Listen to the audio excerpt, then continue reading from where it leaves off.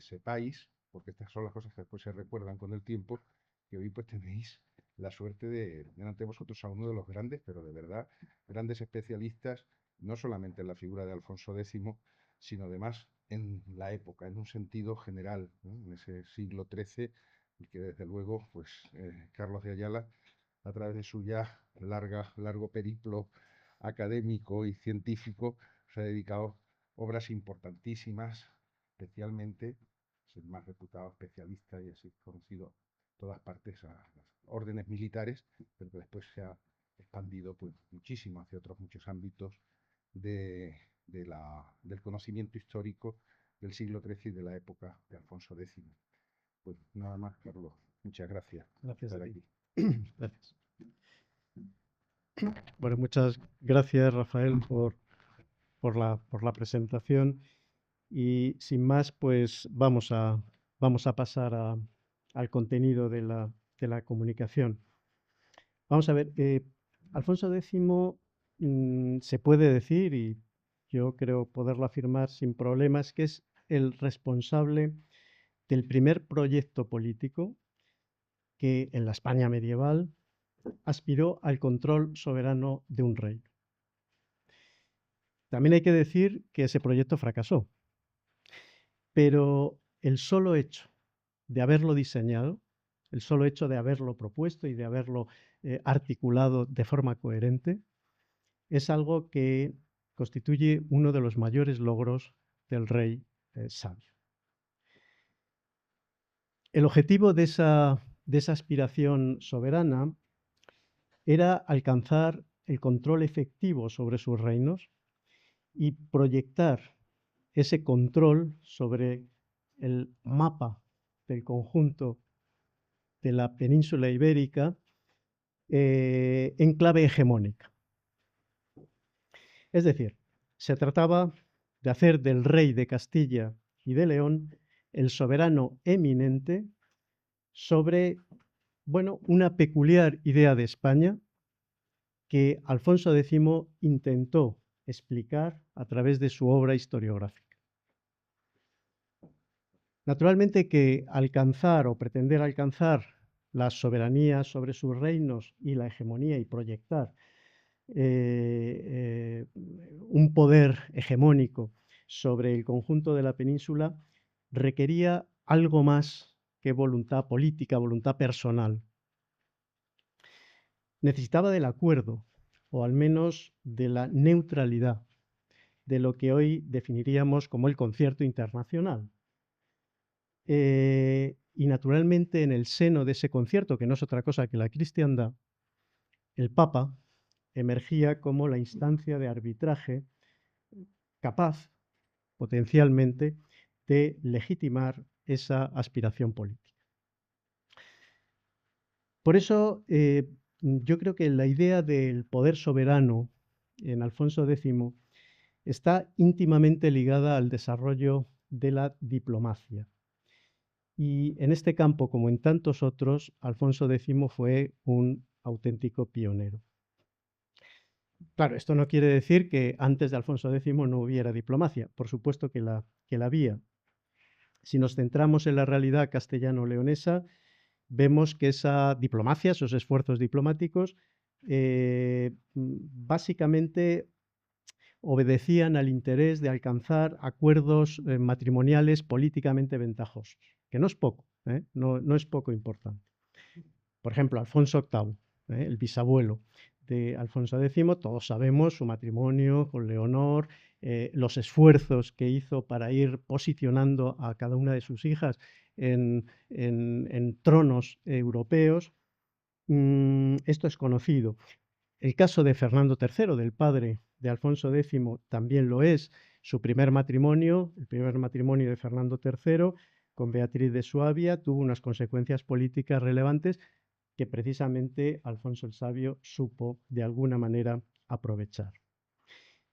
Y lo supo hacer precisamente porque en su mente se pergeñaba un nuevo modelo, un nuevo modo de hacer política en el que la diplomacia se ponía al servicio sistemáticamente de su proyecto político, y no como cualquier herramienta de la monarquía, sino como la herramienta protagonista en ese proceso. Ya no se trataba solo de alcanzar matrimonios puntualmente ventajosos, insisto, también, esto lógicamente continuó, esto siempre estuvo unido al esfuerzo diplomático, sino que se trataba de cimentar el proyecto político, un proyecto político de largo alcance, en una acción diplomática que tendría un papel continuo, un papel muy relevante. Por tanto, se trata de un paso, yo creo que cualitativamente muy significativo. Esta es la razón de que por primera vez un rey tan ordenancista como Alfonso X estableciera normas relativas a la figura del embajador. Lo vemos así en ese texto que tienen en pantalla, que es la Ley 21 del título 9 de la segunda partida, la del ejercicio del poder real. El título noveno en concreto trata de los deberes de los altos funcionarios o altos oficiales de la corte, y entre ellos aparecen los embajadores. Bueno, es verdad, como ven ahí, que las partidas no utilizan ese nombre de embajadores, sino el mucho más prosaico, pero también más expresivo, de mandadero. Y el rey establece dos tipos de mandaderos, es decir, establece o reconoce la existencia de dos tipos de mandaderos que además tienen rangos distintos.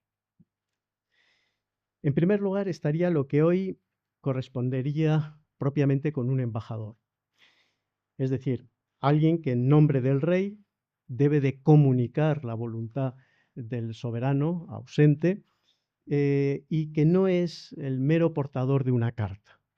Tiene cierta iniciativa negociadora, siempre en nombre, naturalmente, del rey.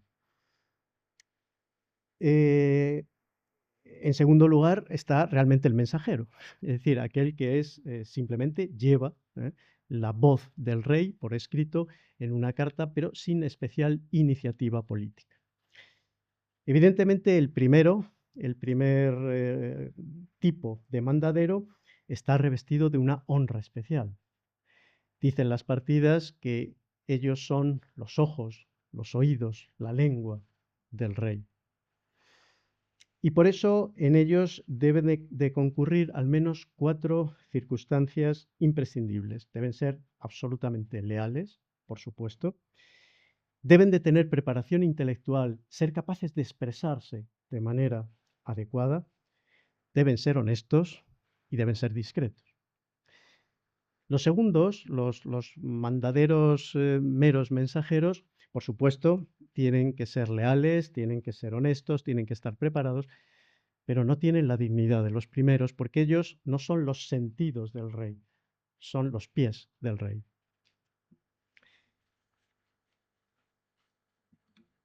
Bien, a partir de esta realidad, vamos a hacer un rápido recorrido por lo que creo son las distintas fases diplomáticas que jalonan la vida política de Alfonso X. Veremos cómo estas fases se supeditan al argumento matriz de su acción exterior, el reconocimiento de la hegemonía peninsular. Esta es la gran obsesión política del rey. La clave estaba en Aragón, porque Aragón era el único reino peninsular que podía ofrecer resistencia a un proyecto que no gustaba a nadie, salvo al propio rey y a Castilla y León. Por tanto, a vencer esa resistencia va encaminada toda la acción exterior del rey. Todos sus tratados que vamos a ir viendo, con los distintos reinos europeos. Su frecuente y casi permanente comunicación, por lo menos durante algún tiempo importante, con la sede apostólica. Y también, aunque he de decir que no sé si en esto nuestro joven colega, el profesor Colamati, estará de acuerdo, la propia dimensión imperial de la que nos hablará él en unos momentos. Vamos a empezar con la primera fase. Esta fase la situamos entre 1240 y 1252. Por tanto, la situamos antes de que Alfonso X accediera al trono.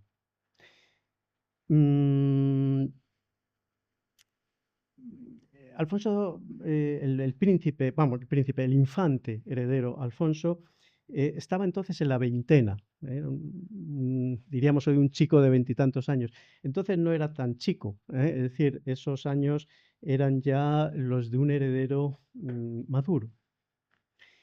De hecho, compartía responsabilidades de gobierno delegadas de su padre, pero al mismo tiempo él ya estaba diseñando un programa propio de actuación política al margen de su padre y en ocasiones en contra de su padre. Vamos a fijarnos en el año 1246, que es un año muy importante porque en él se documentan hasta 4 cartas que dirige Inocencio IV, el Papa Inocencio IV, al heredero. La primera de esas cartas es una indulgencia de cruzada para la campaña que estaba preparando el infante en la frontera. La segunda es una promesa de apoyo en la reclamación de derechos que pudieran corresponderle en el ducado de Suabia y por la herencia materna. Y las dos últimas eran cartas que intentaban garantizar y preservar los derechos del infante o los derechos que pudiera tener el infante en el reino de Portugal. Bueno, la verdad es que el Papa no podía ser más generoso ni más condescendiente con el heredero. Ofrecía al infante una bula de cruzada cuando la campaña que iba a protagonizar ya había concluido. Es la toma de Jaén. En segundo lugar, le amparaba en unos derechos en el ducado de Suabia que no era patrimonio de su madre, era un feudo imperial en el que Beatriz de Suabia lo que tenía eran propiedades, no derecho al ducado. Y finalmente amparaba, y esto es lo más curioso, derechos del infante en Portugal en medio de una guerra civil en Portugal en la que el infante defendía al rey portugués que poco antes el Papa había depuesto. Bien, ¿qué hay detrás de todo esto? Pues sin duda promesas del infante al Papa y promesas a cambio, lógicamente, de reconocimiento personal y de reconocimiento político. En definitiva, había diplomacia. Pensemos que el Papa en ese momento tenía muchos problemas, pero tenía dos especialmente serios y que él había planteado en el reciente concilio de León de 1245 como dos de las 5 llagas que sufría, ¿no?, que padecía la Iglesia, ¿no?, utilizando este simbolismo crístico, ¿no? Uno de esos problemas era la tensa situación con el imperio germánico, naturalmente, cuyo titular Federico II había sido depuesto formalmente por ese concilio en 1245. El segundo problema eran las dificultades de otro imperio, un imperio moribundo prácticamente desde su nacimiento. Es el imperio latino de Constantinopla, cuya desaparición podría dar al traste con los sueños de unidad de la cristiandad que Roma o a los que Roma no renunciaba en ningún caso. Pues bien, parece que Alfonso estaba dispuesto a ayudar al Papa, si no a solucionar esos problemas, sí por lo menos a colaborar en lo posible para que esos problemas no fueran tan dolorosos para el Papa. Respecto al imperio, el Papa realmente no ignoraba que Alfonso, en aquel momento, en aquellos años 40, estaba carteándose con Federico II. con el emperador depuesto, el emperador que era considerado como perteneciente a la raza de víboras, ¿no? Así lo llegó a definir el propio Inocencio IV. Bueno, pues precisamente por eso, porque sabía que Alfonso estaba en buenas relaciones con Federico II, quiso tentarle con su apoyo a los derechos que pudiera tener en Suabia. Era una manera, digamos, de ayudar a introducirle en la realidad política del imperio, pero claro, al hacerlo de la mano del Papa, lo convertía necesariamente en una pieza a su servicio. A fin de cuentas, Alfonso era sobrino segundo de Federico II. Era un Stauffen. Alfonso X, en ese momento el infante Alfonso era un Stauffen, ciertamente de segunda fila. Pero ese Stauffen de segunda fila podría complicar las cosas al gibelinismo más radical, que representaba la figura de Federico II y su familia directa. Por ahí andaba, digamos, el interés del Papa y el juego, un poco ambiguo, que se establece entre un infante que se deja querer y un Papa que intenta mirar para otro lado para favorecerlo en ese punto. El otro reto pontificio que les mencionaba era la desesperada situación por la que atravesaba el Imperio Latino. El teórico emperador era Balduino II.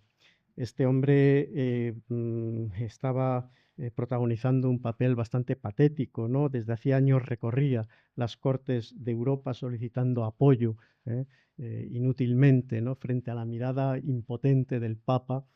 Y ahora, precisamente, el infante Alfonso le ofrece la posibilidad de ayuda militar, ¿no? La corte castellana le ofrece apoyo militar. Bueno, la corte castellana no. Fernando III de ninguna manera. Fernando III no quería en ese momento distraer ningún efectivo militar. Él estaba empeñado, lógicamente, en un próximo objetivo que iba a ser la conquista de Sevilla, distraer soldados en este momento y mandarlos a una hazaña fuera de las fronteras, no ya del reino, sino de la propia península, le parecía una locura. Bueno, pues el infante heredero, frente a eso, firmó y autorizó, de hecho, al maestre de Santiago desplazar un significativo contingente a Constantinopla. Por tanto, Alfonso empieza a asomar al escenario internacional y lo hace como una figura útil para el Papa. A cambio, naturalmente, el Papa le protegía en una empresa como la portuguesa, en la que Alfonso, nuevamente en contra de la opinión de su padre, deseaba afianzar derechos adquiridos en el Algarve, unos derechos que permitían un futuro engrandecimiento de la corona de Castilla. Y también el Papa le facilitaba otro proyecto al heredero, que tendía también ese proyecto a afianzar el poderío castellano mediante su acuerdo matrimonial con Violante de Aragón. El problema es que entre el heredero castellano y Violante de Aragón había impedimentos de consanguinidad. El Papa los obvió, y facilitó, por tanto, ese matrimonio. Bueno, el proyecto alfonsino, anterior a su acceso al trono, bueno, no estaba del todo maduro, y no estaba del todo maduro porque Alfonso X le faltaba disponer de manera directa de todos los recursos del reino al servicio de ese programa. Y eso es algo que obtuvo, lógicamente, en el momento en que falleció su padre y él accedió al control del rey. Y en ese primer lustro del reinado, que es muy importante, es cuando se afianza de manera particular ese programa político que aspiraba, como les decía al comienzo, a la soberanía. Y lo hizo de la mano nuevamente del Papa. en este caso no del Papa, Inocencio IV había fallecido, de su sucesor, el Papa Alejandro IV, tan entusiasmado con él como lo había sido o lo había estado su predecesor. Entusiasmado hasta cierto momento. Ya veremos cómo Alejandro IV va a cambiar. El rey quiso hacer pivotar esta segunda fase de su proyección diplomática, que como ven llevamos, pues eso, es un lustro desde el 52 al 56, quiso hacerlo pivotar sobre una intervención cruzadista en África. Esto no fue algo concebido en principio por el rey, por el nuevo rey, era un proyecto de su padre que quedó interrumpido, pero al que Alfonso X quiso dar la proyección internacional propia de un líder de la cristiandad. En 1255 el Papa le renovaba el ofrecimiento del ducado de Suabia, también le informaba de la situación en Tierra Santa, esto es significativo, y un año antes, en 1254, el maestre de la Orden Teutónica había recabado de Alfonso X ayuda directa militar para afianzar las posiciones del Frente Cruzado. Es decir, que Alfonso X, en este comienzo del reinado, empezaba a ser una figura reconocida y requerida en ese escenario internacional y además ligado a esa faceta cruzadista, lo cual obviamente le hacía incidir más en ese proyecto africano. Lo cierto es que además para ese proyecto africano contó con el rey Enrique III de Inglaterra. Un acuerdo firmado en 1254 hacía que Enrique III se comprometiera a redirigir el ejército que tenía, él había hecho voto de cruzada, el ejército que tenía previsto enviar a Tierra Santa, redirigirlo a África para colaborar con Alfonso X y repartirse botín y territorios que pudieran adquirir en la zona de lo que actualmente es Marruecos. A este acuerdo se sumó poco después uno con la comuna de Marsella, un enclave, una ciudad teóricamente dependiente del condado de Provenza y por tanto de algún modo relacionada con el ámbito imperial. Las negociaciones las llevó a cabo un personaje muy importante, el arcediano de Marruecos, García Pérez, desde finales de 1254, 1255, y él es el que llegó también a un acuerdo semejante al de Marsella con Pisa. La dimensión internacional de la cruzada la acabó de completar un acuerdo que establece Alfonso X en 1256 con el rey de Noruega, Haakon IV. Es un acuerdo de colaboración militar y que fue sellado con el matrimonio de una hija del rey noruego, Cristina, con un infante castellano hermano del rey, que renunció. Él era electo, era arzobispo electo de Sevilla, renunció para contraer ese matrimonio que desgraciadamente para la pobre infanta noruega duró poco. Bien, este intenso panorama diplomático no olvidó el trasfondo que lo justificaba. Y este trasfondo era la hegemonía peninsular. Alfonso X, que mantenía sus derechos sobre una parte de Portugal titulándose rey del Algarve, quiso además dejar sentada su autoridad desde el comienzo mismo de su reinado personal, de su reinado efectivo, sobre el reino de Navarra. Y aprovechó para ello la minoría de edad del rey Teobaldo II en 1253. Hubo un amago de invasión. Alfonso X intentó, o por lo menos movilizó sus tropas en la frontera, y esto encendió las alarmas, para empezar, en Inglaterra, porque, claro, una parte del antiguo reino navarro estaban más allá de los Pirineos. Y desde luego toda la zona de Gascuña era o estaba controlada por el rey de Inglaterra. Claro, esto en principio al rey de Inglaterra le molestó. Pero fíjense, esto es 1253. En el acuerdo del que hemos hablado hace un momento, de 1254, Alfonso X eso lo orilló. Dijo, no, tú no te preocupes, yo renuncio a los derechos que tengo sobre Gascuña, unos derechos que venían de la época de Alfonso VIII, y a cambio, a mí me dejas actuar libremente en Navarra. Enrique III dijo, adelante. Pero el que no se quedó tan tranquilo era el rey de Aragón. Es decir, cómo permitir que Castilla se engrandeciera más absorbiendo al pequeño reino de Navarra. Y entonces lo que hizo el rey de Aragón es pactar con el gobierno de la regencia de Navarra un pacto de defensa militar e intentó implicar al rey de Francia. A fin de al cabo, Navarra era un territorio gobernado por una dinastía de origen francés, la dinastía de Champagne. Claro, esto ya a Alfonso X le preocupó más, porque si se metía en el conflicto o impedía sus planes sobre Navarra, Francia, eso significaba que probablemente el Papa, aliado natural de Francia, o Francia, aliado natural del Papa, se pusiera en contra de Alfonso X en sus planes.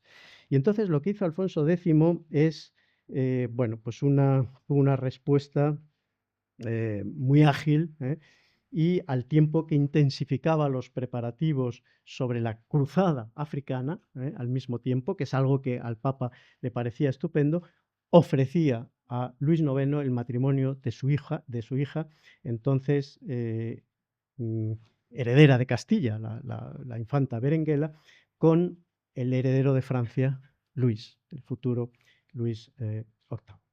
El acuerdo se selló en el año 1255 y Francia abandonó a su suerte a Navarra.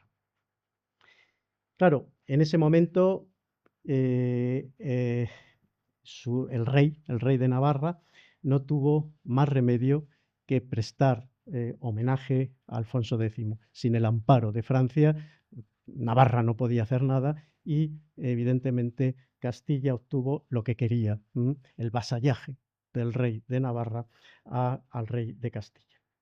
Y mientras Aragón asistía impotente a un mayor engrandecimiento de Castilla. Bien, es en este contexto en el que se produce el ofrecimiento, como saben todos ustedes, de la candidatura imperial por parte de Pisa en el año 1256. La operación estaba muy cocinada ya por los agentes del propio Alfonso X. Yo pienso, no sé los especialistas que nos dirán, pero que el arcediano García Pérez, ese arcediano que había estado cocinando acuerdos con Marsella, con Pisa, muy probablemente intervino en el diseño del discurso del embajador Bandino Lancia, que le ofrecía la corona imperial a Alfonso X. ¿Por qué le interesaba? Es decir, ¿por qué Alfonso X dijo que sí de manera tan no espontánea? Insisto, esto se estaba cocinando. Miren, yo creo que a Alfonso X no se le pasó nunca por la cabeza ser emperador de Alemania. Lo que él quería, lo que necesitaba su programa de primacía peninsular era reforzar mediante la autoritas. La autoritas es la soberanía, es la fuente última de poder, es el poder eminente.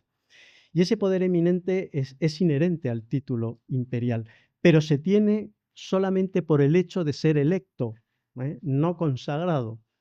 Lo que, como saben todos ustedes, la monarquía imperial germánica es electiva y se produce una elección en un colegio de electores y convierte en ese momento al emperador en emperador electo. Luego viene la consagración papal y entonces ya el emperador se convierte en emperador ya totalmente efectivo.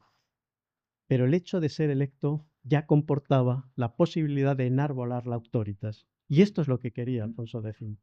Hasta ese momento los reyes de Castilla habían utilizado básicamente ideas antiguas sobre el imperio, ¿no? El imperio sobre la península. El propio Alfonso VII, Alfonso VI, que es el primero que se tituló emperador de Hispania, del conjunto de España. Pero todos esos elementos a Alfonso X se le quedaban pequeños. Con eso no se conseguía nada. No habían conseguido nada sus antecesores. Él quería el reconocimiento internacional, el reconocimiento de ser un auténtico, de poder ejercer auténticamente la soberanía con reconocimiento internacional. Naturalmente que Alejandro IV, el Papa, pues estaba absolutamente de acuerdo en esta operación porque buscaba un candidato al trono imperial que consideraba vacío, porque se había producido la destitución del emperador y, y que ese candidato pudiera pertenecer a la familia Stauffica era bueno desde el punto de vista del Papa, porque bueno, era una manera de no presentarse como un radical enemigo de la familia imperial. De algún modo el Papa reconocía esa legitimidad que los Stauffen esgrimían. Pero eso sí, sería un Stauffen, un gibelino, por tanto, Alfonso, agradecido, domesticado, convertido en último término en instrumento de su política. Yo creo que el Papa pensaba una cosa y Alfonso pensaba otra, pero en cualquier caso había una comunión de intereses. Bien, entramos así en la tercera fase de la actividad diplomática de Alfonso X, los años que van de 1257 a 1263. Es una fase muy activa, pero en la que comienzan a dibujarse nubarrones en el horizonte de la visión de Alfonso X, incluido el cese del hasta entonces incondicional apoyo pontificio. Es entonces, en estos años, del 57 al 63, cuando el Papa empieza a no verlo tan claro. Ese apoyo del Papa, desde luego, sí seguía firme cuando en 1257 se produce la doble elección imperial, la elección de Alfonso X como electo, como emperador electo en ese año, en contraposición a Ricardo de Cornualles, ¿no? su rival. En ese momento el Papa claramente se posiciona al lado de Alfonso X. Claro, ello animó al rey castellano a desplegar una política de compra de alianzas entre los príncipes imperiales. Este era el sistema de apoyo, evidentemente, que económicamente fue verdaderamente terrible para las arcas de la monarquía castellana. De hecho, este desastre económico que se avecinaba y al que contribuyó Alfonso X con estas inversiones se vieron muy claramente ya en las Cortes de Valladolid de 1258.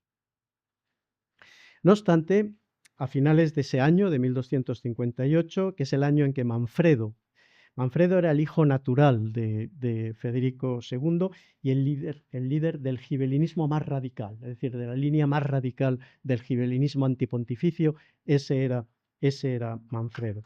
Bueno, pues ese año se coronaba rey de Sicilia. Alfonso X en ese momento creyó llegado el momento de hacer políticamente efectiva su candidatura imperial, recabar el consenso de su propio reino para ello y casi con toda seguridad proclamar oficialmente su hegemonía peninsular, que era el natural correlato de esa candidatura. Para ello convocó cortes significativamente celebradas en Toledo. Fíjense lo que años después decía acerca de Toledo, la ciudad de Toledo, en tiempo de los godos, cabeza de España, y antiguamente los emperadores se coronaban. Es decir, evidentemente el escenario no podía ser otro. Claro, en ese momento fue cuando Jaime I, el rey de Aragón, estalló. Bueno, no, esto ya va demasiado lejos, no puede ser. Y él envía a sus embajadores aragoneses al rey para frenar cualquier tipo de proyecto que situase a Castilla por encima de los reinos que conformaban la corona de Aragón. Ya fuera, dicen el documento que contiene esta iniciativa, ya fuera por razón de imperio o por cualquier otra. Pero el rey de Aragón hizo más que quejarse. Él vio que claramente las armas con que Alfonso X quería reforzar su poder en la península ibérica se hallaban en el escenario internacional. Y lo que hizo Jaime I es acudir a ese escenario internacional para neutralizar esa acción de su yerno. Lógicamente, Jaime I puso sus miras en Manfredo y negoció en ese momento el matrimonio de su heredero, el infante Pedro, con la heredera del rey siciliano. Y al tiempo que hacía esto, se alineó con todos los aliados mediterráneos de Manfredo, todos los que encontró, fundamentalmente el sultanato absida de Túnez y la República de Venecia. Por tanto, la integración de Aragón en este bloque gibelino liderado por Manfredo era un hecho. Y esto fue algo que afectó tanto, porque se dio cuenta del problema que esto significaba, a Alfonso X, que es entonces cuando lo expresó a su suegro en una carta en 1260, diciendo que ningún hombre del mundo tan grande tuerto nunca recibió de otro. Lo que pasa es que, como saben, las desgracias nunca vienen solas.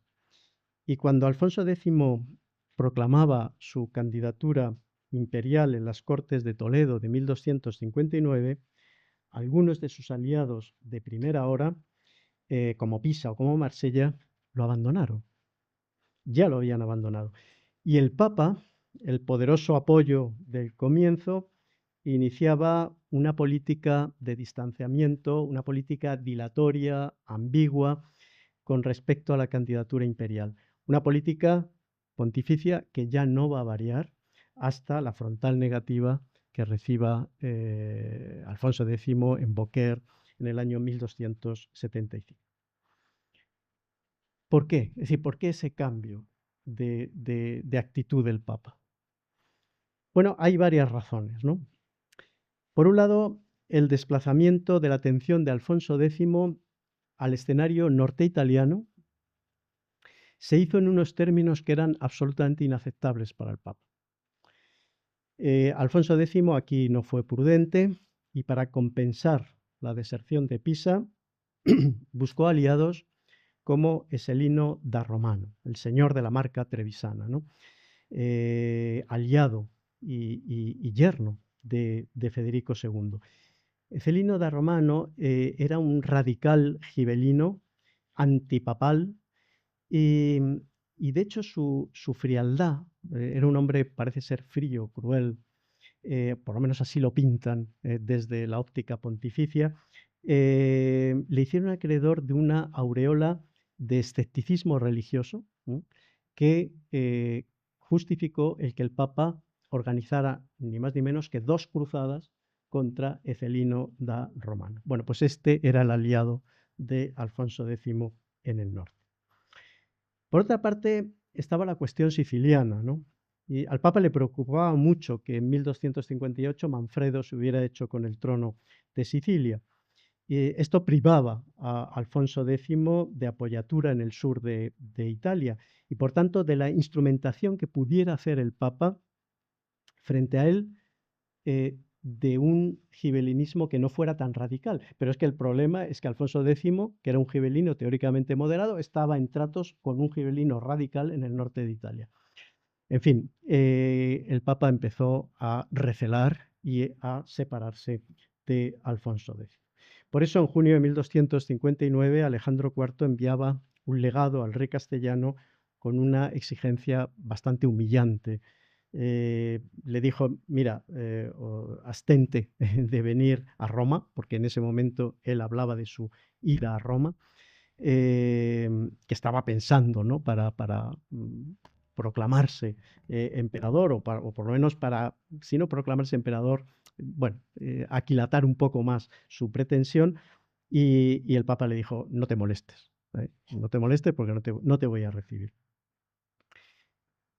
En ese momento ni siquiera un estrechamiento de relaciones con Génova en 1261, ni esa exótica recepción que se produjo en Sevilla aquel año de una embajada de Baibars de Egipto, el responsable del régimen mameluco egipcio, pudieron compensar el aislamiento diplomático que el desamparo papal causó a Alfonso X.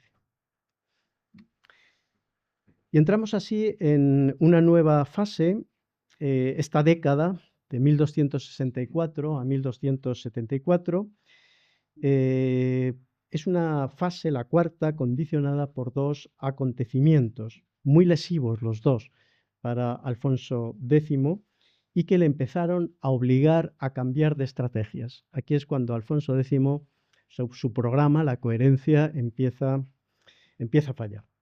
Bueno, uno de esos problemas se produce en el interior de sus dominios, es la gravísima sublevación mudéjar, que estalló en 1264, que hizo peligrar realmente la estabilidad del trono. Los mudéjares, los musulmanes sometidos de la zona de lo que actualmente es Andalucía y Murcia, se sublevaron concertadamente con las autoridades granadinas, que eran vasallos. El emir de Granada era vasallo del rey, teóricamente, se concertaron contra él. El otro acontecimiento viene o se produce en el exterior, ¿no? Es la creación de un bloque de intereses políticos y económicos contrarios absolutamente a las especulaciones imperiales de Alfonso. Ese bloque se articula en torno a Francia, está sostenido económicamente por la banca güelfo toscana, está ampliamente bendecido por el Papa y contaba con un instrumento muy eficaz que fue Carlos de Anjou, el hermano del devoto rey de Francia. El güelfismo papal había encontrado por fin su brazo ejecutor. No vale esto de jugar a dividir el gibelinismo. Yo apuesto por lo mío, que es el güelfismo, y he encontrado ahora al instrumento capaz. Estaba claro que la causa gibelina, insisto, ya fuera radical o ya fuera moderada como la castellana, pues había encontrado un enemigo, y un enemigo de muchísima talla. Claro, estos dos problemas lo eran también, obviamente, para Aragón. La sublevación mudéjar podía extenderse con facilidad, y de hecho se extendió a territorios de Valencia. Por tanto, ahí era necesario concertar posiciones. Y qué decir del tema exterior, es decir, del tema de Carlos de Anjou. Esto era un ataque directo a ese gibelinismo mediterráneo del rey Manfredo de Sicilia, en el que se había embarcado el rey de Aragón. Bien, es lógico que ante semejante panorama la enemistad castellano-aragonesa se convirtiera a partir de este momento en alianza. Pero una alianza con problemas, porque las políticas exteriores seguían siendo muy dispares. La diferencia básica estribaba en que el gibelinismo era para Alfonso X un barniz político que legitimaba pretensiones, nada más. No era un convencido gibelino probablemente, o quizás sí. En cualquier caso, lo utilizó. Y lo utilizó para esas pretensiones. En cambio, para Aragón era un instrumento irrenunciable de unos intereses económicos de los que dependía el futuro de la propia corona. De ahí su radicalismo. De ahí también el posibilismo del castellano mucho más moderado. Bien, la situación se precipitó a partir de 1268, cuando, después de Tagliacozzo, la famosa batalla de Tagliacozzo, se produce el triunfo de Carlos de Anjou en Italia, y entonces fue cuando Castilla y Aragón se olvidaron de sus diferencias y realizaron una política de aproximación, por no decir de identificación diplomática. Carlos d'Anjou y su proyecto imperial mediterráneo, con bases en Provenza, en Italia, en la propia Constantinopla, se convertía en el enemigo número uno del gibelinismo peninsular con independencia de sus intensidades. Es más, el gibelinismo moderado de Castilla se convirtió en este momento en un gibelinismo radical.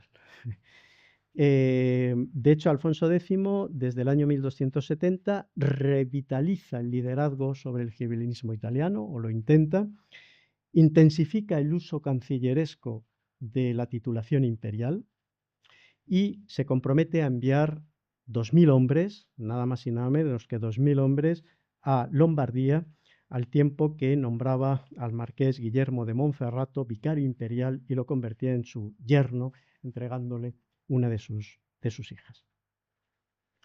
Lo que pasa es que el nuevo entendimiento castellano-aragonés dejaba fuera a Navarra. Es evidente que la apuesta gibelina, en que Castilla y Aragón pasaban su alianza, iba a provocar lo que efectivamente se produjo, la definitiva huida de Navarra del escenario peninsular y su inclusión, lógicamente, en el bloque franco-angevino del güelfismo. Claro, o Castilla intervenía para evitar ese alejamiento navarro de su órbita, o el reino pirenaico se perdería para la causa de la hegemonía castellana sin remedio. Y en este punto a Castilla le faltó el apoyo de Aragón.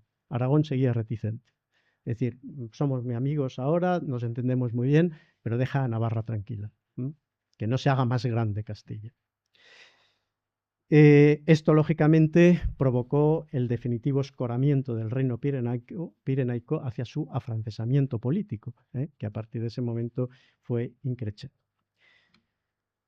Y llegamos así, con el decisivo año de 1275, a un nuevo periodo en la evolución diplomática del reinado de Alfonso X, ¿no? Un periodo que es el quinto de replanteamientos y que llega hasta 1280. Alfonso X empieza claramente a tomar conciencia de que su coherente línea de actuación política no ha dado los resultados que él pretendía. Esa percepción, lógicamente, se consuma en Beaucaire, cuando el Papa Gregorio X niega al rey todo derecho a su pretensión imperial, aunque probablemente en una medida y pactada operación diplomática. Esto es algo que yo sostengo desde hace tiempo, supongo que no estarán de acuerdo muchos especialistas, pero yo creo que Alfonso X era de todo menos tonto, y sabía muy bien que su causa estaba perdida. Lo que hizo al ir a Beaucaire es intentar sacar del Papa contraprestaciones que fueron, por cierto, bastante sustanciosas, incluso económicamente.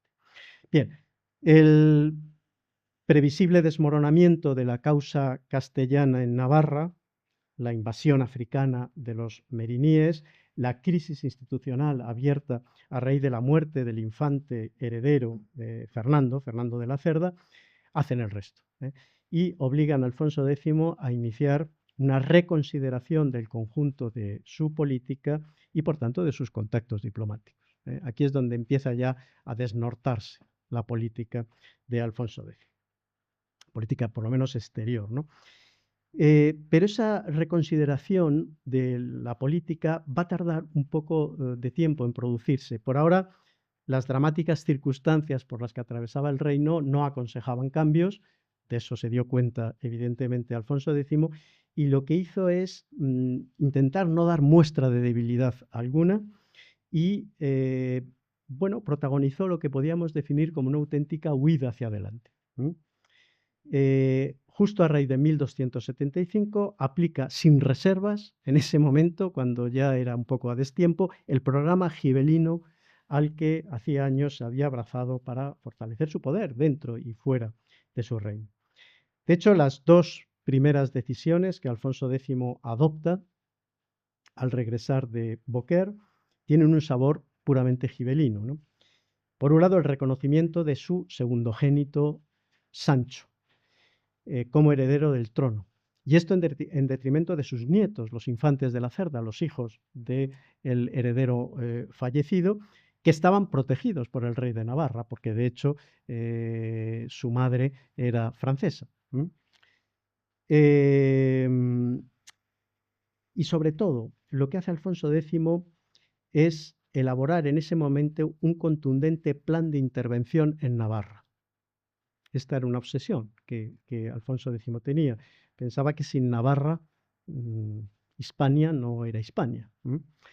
Claro, eso provocó una contraintervención francesa inmediata que abortó el asalto, se abortó, digamos, la intervención castellana por esta intervención francesa que llevó a cabo el rey de Francia con mucha violencia, el asalto al barrio de la Navarrería, el saqueo de la catedral de Pamplona, y estos eran los dos puntos de apoyo que tenía Alfonso X en el reino de Pamplona, el obispo y el barrio de la Navarrería. Bueno, Alfonso X replegó velas porque, entre otras cosas, no, por supuesto, no encontró el apoyo aragonés. Y es que si Jaime I no veía con buenos ojos la intervención castellana en Navarra, su sucesor, Pedro III, rey desde 1276, se oponía radicalmente a ella. La frialdad había vuelto a instalarse nuevamente, como ven las relaciones son muy cambiantes, en las relaciones castellano-aragonesas. Y es que el nuevo monarca, Pedro III, hizo de su gibelinismo radical, hizo, digamos, un instrumento para la hegemonía peninsular. Esto es algo que Jaime I no había hecho nunca. Jaime I no aspiraba a la hegemonía peninsular. Por eso siempre, de alguna manera, Alfonso X le iba ganando la partida. Pero Pedro III aspiraba a la hegemonía peninsular y su instrumento precisamente era ese gibelinismo mediterráneo y comercial. Pedro III, ante la debilidad de Castilla, la debilidad clarísima de su rey, intenta reequilibrar fuerzas procurando hacer de la corona de Aragón esa plataforma de hegemonía. Y está claro que no cabían dos proyectos hegemónicos en la misma península. Su primer objetivo, el primer objetivo de Pedro III, fue profundizar en el aislamiento que ya padecía su cuñado, el rey Alfonso X. Entre 1277 y 1280 lo desplaza del escenario norte italiano, fomenta en la medida de lo posible las relaciones aragonesas con el Papa, que en ese momento además estaba regañando a Alfonso X por sus políticas, si me permitís el término un poco anacrónico, regalistas. Y sobre todo, Pedro III establece buenas relaciones con ese guardián del estrecho de Gibraltar, que era el Emirato Granadino, contra el que Alfonso X inútilmente estaba lanzando razias sin parar. El aislamiento de Alfonso X lo evidencia un hecho que es anecdótico, pero es muy interesante. Muy interesante. La profesora Fernández seguro me va a dar la razón. Alfonso X empieza a hacerse con aliados imposibles. Por ejemplo, con los ilcanes persas. Hay una carta enviada en 1278 por el rey a su cuñado Eduardo I de Inglaterra que informa de esa embajada. Es decir, esto, claro, en principio podría pensarse, bueno, esos son grandes proyectos de Alfonso X. En este momento era que no tenía a quién acudir. Ese es el problema. Pero más que aislarlo, lo que Pedro III pretendía era socavar el fundamento mismo del poder alfonsino, fomentando la crisis dinástica. Su objetivo era ganarse la parcialidad de don Sancho, del hijo del rey, al tiempo que se apoderaba, lo cual lo consiguió, de las personas de los infantes de la Cerda, y de esa manera ataba de pies y manos la voluntad de su nuevo aliado Sancho cara al futuro. Sancho se perfilaba así como una especie de delegado gibelino del poder aragonés en Castilla, y Alfonso X no tuvo más remedio que contrarrestar la ofensiva aragonesa echándose en manos de Francia y del bloque güelfo-angevino al que había odiado toda su vida o gran parte de ella. Y con eso entramos, y ya acabo, en el último momento. Ese espectacular viraje que se produce en la política de Alfonso X es el que viene a caracterizar esos últimos años, muy tristes años para Alfonso X, entre 1281 y 1284. Son los años de la Guerra Civil, en que Sancho, con el apoyo de Pedro III, prácticamente consiguió destronar al monarca. Son también los años en que una desnortada diplomacia de Alfonso X expresaba las incoherencias de un programa político fallido. Fíjense, un rey que había apostado por la soberanía política, he empezado mi intervención de esa manera, se echaba en manos de Francia y no dudó en admitir el desmembramiento del reino en beneficio de los infantes de la Cerda, que eran nietos suyos y que eran también sobrinos del rey de Francia. Frente a esto, frente a este dislate, diríamos, Sancho se erige en defensor de la unidad del reino, aunque esa defensa fuera el espejismo que ocultaba su papel como un mero satélite realmente de la corona de Aragón. La guerra civil, que estalla al mismo tiempo que nace la revuelta antiangevina de las vísperas sicilianas, es un episodio que precisamente debe entenderse en el contexto más amplio de la lucha aragonesa por la primacía mediterránea. Un episodio más del enfrentamiento de intereses entre un bloque de intereses güelfo-angevinos en franco retroceso y el de un gibelinismo mercantil y mediterráneo de Aragón cada vez más pujante.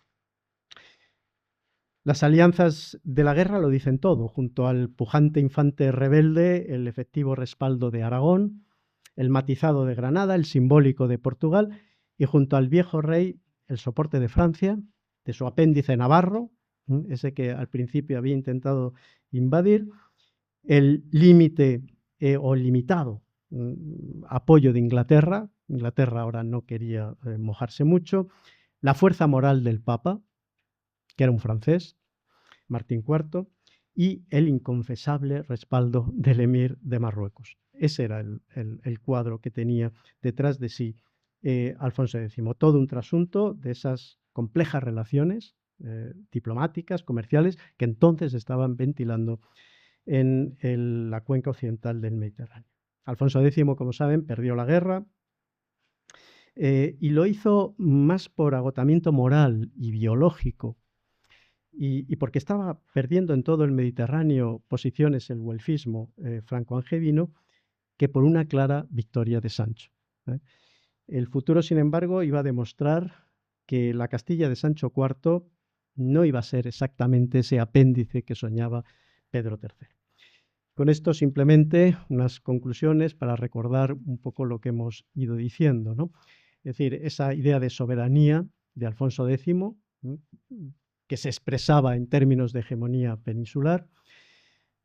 Quiero llamarles la atención también esa normativización de la diplomacia al servicio de ese proyecto político que tenía el rey. Les he querido presentar un reinado que está marcado ciertamente por relaciones diplomáticas, un reinado volcado al exterior, como pocos antes, por lo menos. Les he querido también hacer ver cómo se construye un programa político sobre la base de un gibelinismo moderado. Son los años que van desde que Alfonso es infante hasta el año 1263, en que se produce el gran cambio, una radicalización progresiva de ese gibelinismo castellano, ya en una faceta, digamos, de desarticulación de su propio proyecto, y ese güelfismo final incoherente, como les pongo ahí, incoherente expresión del desencanto y del fracaso del proyecto político alfonsín. Nada más, muchas gracias.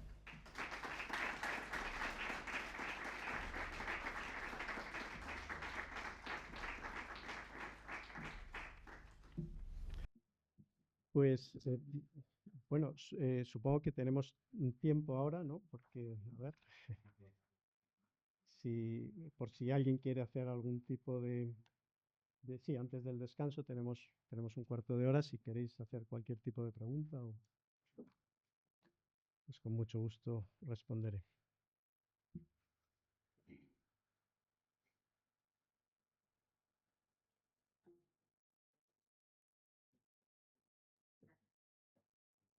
Dime, Laura. Mientras se van animando. presentes en la sala. En primer lugar, muchísimas gracias por hacer este panorama, ese esfuerzo de síntesis en el que hemos podido ver esa constelación de diferentes figuras procedentes de territorios dispares, con esquemas políticos distintos y que nos ayudan a entender la complejidad, la sofisticación, también los problemas, los errores, a veces aciertos, de esa política exterior, vamos a decir, de Alfonso X. Pero te quería preguntar en concreto sobre esa interesante figura del arcediano García Pérez que se está revelando últimamente en algunos trabajos de una manera contundente y saber hasta qué punto podemos asociarlo con ese clérigo García Pérez, que como bien sabes, pues trabaja en colaboración con Yehuda Ben Moshe en la realización de Capital. Sí, tú conoces muy bien que un compañero tuyo de esta misma facultad, que es el profesor Martín Alvira, en el contexto del proyecto de investigación del profesor Óscar Villarroel sobre diplomacia, tiene un trabajo que a mí me resultó muy interesante porque yo nunca había investigado en concreto sobre la figura de García Pérez. Es verdad que siempre aparecía en los documentos, es decir, era un hombre, era una especie de conseguidor de Alfonso X y lo fue desde luego en el momento de mayor esplendor y de mayor fuerza de su proyecto político y por tanto creo que detrás de Alfonso X hay hombres muy importantes y uno de ellos es este. Pero esa identificación yo creo que sobre todo a partir de ese trabajo del profesor Alvira, yo creo que es perfectamente factible, ¿no? Yo no, claro, no me atrevo ya a meterme en un campo que no es el mío, el de la propiamente el de la labor intelectual del rey y de sus colaboradores, pero vamos, yo estoy personalmente convencido de que sí, porque además no es un caso único, como muy bien sabes, es decir, los equipos que va conformando el rey a lo largo de su reinado son equipos de juristas, pero equipos de intelectuales, que están al mismo tiempo que hacen política, hacen o contribuyen al saber. Y esto no es raro, es decir, vamos a ver, Alfonso X, claro, esto no lo he tocado aquí porque no tocaba, ¿no? Pero para Alfonso X la sabiduría no es el entretenimiento del intelectual, ¿no? La sabiduría forma parte de ese programa político, ¿no? Para él eso es una herramienta de poder. Y por eso él utiliza entre sus colaboradores precisamente a intelectuales.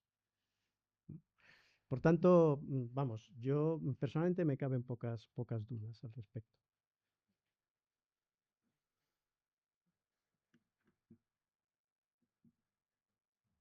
Sí. Gracias por la muy interesante. Desde la perspectiva actual, ahora Alfonso X podemos verlo como un gran intelectual frustrado en política, más que un monarca efectivo. Y luego también, si Alfonso X vio en el papado más un obstáculo geopolítico que una ayuda espiritual. Bueno, vamos a ver. Claro, yo les decía al comienzo de la charla que desde un punto de vista político, Alfonso X yo no lo consideraría, desde luego, un gran intelectual, por supuesto, pero no lo consideraría un fracasado político. Es verdad que yo he hablado de su fracaso, he hablado del fracaso del programa, pero ese programa no murió con él, ¿eh? Es decir, Alfonso XI lo que hace, cuando construye reino, cuando realmente fortalece o empieza un proceso de fortalecimiento muy, muy consistente de la monarquía, lo que hace es utilizar ese programa. Y me atrevería a ir mucho más lejos. Lo hacen los Trastámara, lo hacen los reyes católicos. Por tanto, el proyecto de Alfonso X no muere con él. Él es incapaz quizá porque, bueno, no me gusta mucho la expresión, ¿no? Pero pero es verdad que se pudo adelantar un poco a su tiempo y sobre todo no se dio cuenta que había muchas fuerzas, muchos intereses que se veían lesionados con un proyecto de este tipo. Y le faltó el apoyo del reino, eso está claro, el reino se le rebeló. ¿Eh? Entonces, digamos que él fracasó puntualmente en su reinado, pero su proyecto político creo que no. En cuanto al Papa, bueno, aquí, vamos a ver, el Papa es una referencia inexcusable. Es decir, el Papa es la fuente de legitimación dentro de la cristiandad, no cabe otra. Incluso esos emperadores que eran de la raza de víboras tenían que acudir al Papa para que les consagrara, porque si no la legitimación no era posible, ¿no? Entonces, yo creo que Alfonso X utilizó al Papa del mismo modo que el Papa utilizó a Alfonso X. Es decir, desde un punto de vista político hubo una utilización. Por otro lado, y eso es otro aspecto que lógicamente no he tratado aquí porque no era el objeto de esta intervención, Alfonso X tiene una política eclesiástica, como les decía, insisto que el término es absolutamente anacrónico, pero me entienden, una política regalista, una política de intervención en rentas, nombramiento de obispos, tal. Todo esto, lógicamente, al Papa le sentaba pues como un tiro, ¿no? Entonces hubo una situación de dificultad con el Papa añadida, precisamente, es más, yo creo que la antipatía que al final los papas tienen hacia Alfonso X no se deben tanto a ese proyecto imperial bueno, que se veía desde hacía mucho tiempo que no iba a fraguar, como precisamente a esas pretensiones soberanistas que en último término lo que hacían es enmudecer a la propia Iglesia del Reino a base de un control y de un intervencionismo radical, ¿no? Mm, Yo creo que va un poco por ahí. Sí. Me ha impresionado mucho sobre Navarra. Y ha dicho que con el empeño que tenía Alfonso X sobre Navarra, se podría considerar que Alfonso X no veía una España sin Navarra. Entonces, me gustaría preguntarle si en Alfonso X usted lo que puede apreciar es una ansia política o un verdadero sentir cultural de Navarra como parte de la cultura. Vamos a ver, para Alfonso X, España, porque él utiliza la palabra España, ¿eh? es el conjunto de la península ibérica y algo más. Algo más. Porque, bueno, hay una herencia romana de una Hispania que incluso tenía una proyección, como sabéis o como saben, en el propio norte de África. Pero, desde luego, lo que para él, y esto se ve muy claramente a lo largo de toda su obra historiográfica, en lo que es irrenunciable es el control peninsular. Eso es España. Y por tanto, Navarra es una parte constitutiva, ¿no? Importante y es uno de los reinos que conforman esa realidad tan heterogénea, ¿no?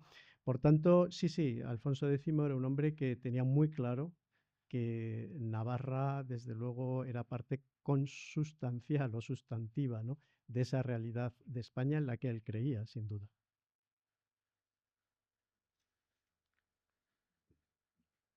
Sí. Más gracias, una lección general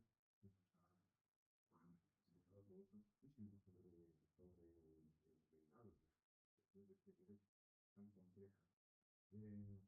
Una de las cosas que han quedado claras es la propensión dentro de la vida infante, como se me presenta los chascos posibles. Sí.